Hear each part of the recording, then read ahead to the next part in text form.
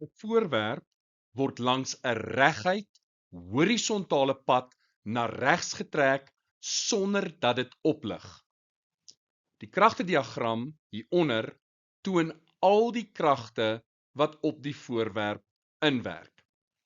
Watter een van hierdie kragte verrig positiewe arbeid op die voorwerp? Die korrekte antwoord D, F. Kom ons kyk gou na ons ander opsies. Die gewig W of Fg werk vertikaal afwaarts. Die voorwerp beweeg na regs en gravitasiekrag is afwaarts. Met ander woorde, theta in hierdie geval sal 90 grade wees.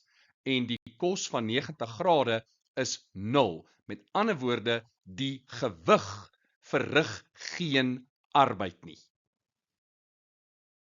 Volgende het ons die normaalkrag, ook bekend as Fn, en theta is ook in hierdie geval 90 grade, kos 90 grade is 0, soortgelyk aan die gewig verrig die normaalkrag geen arbeid nie. Die wrywingskrag verrig wel arbeid, maar dit is na links en die bewegingsrigting is na regs.